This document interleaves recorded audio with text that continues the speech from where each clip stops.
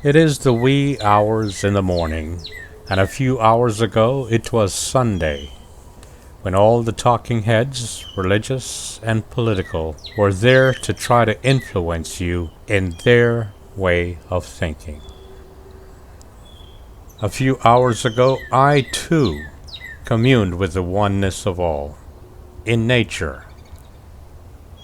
So you ask, how can you say that nature is my church? Because it is. It is not always what you see that matters, but how the heart interprets what you see, how the heart makes clear what is unclear, confusing, and muddled. I have been told that I have a wee bit of Scottish blood running through my veins. Perhaps that is why I find the story of Robert Bruce so inspiring. Robert Bruce's encounter with nature, specifically with a spider. As the story goes, there he laid after losing many battles to the English. Exhausted, wet, and tired on a rainy day, he hid in a cave, about to give up as the ruler of Scotland, when he became still, quieting his mind and simply observing his surroundings. In the cave he watched a spider and its web. 6 times the spider tried and failed to connect the pieces of its web. Finally, on the 7th try, the spider accomplished its mission. That inspired Robert Bruce to try again in his battle against England. He did. He won. Scotland was free. Nature on that day became his church, his place of inspiration. Look at this scene.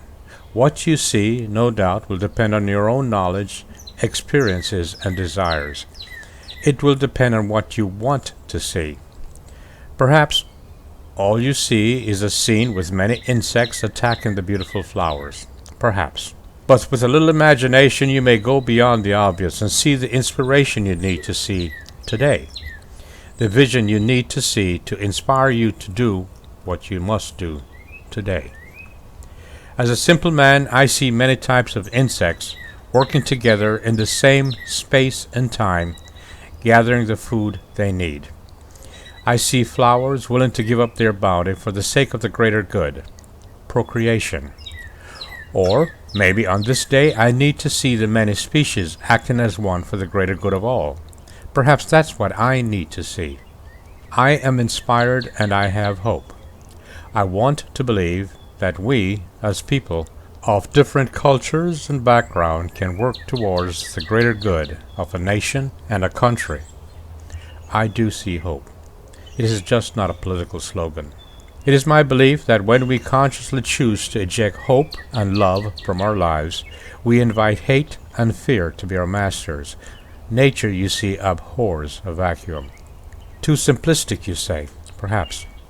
But in all things we choose to be what we are and who we are. Our birth colors are not indicators of our character. Our attitude towards others are, in fact, our own creation. Our behavior toward others are determined by our own mindset. We make choices. So, what do you see when you watch these insects on these flowers? Exercise your own imagination and create your own world. Be your own adult and be mature enough to think for yourself.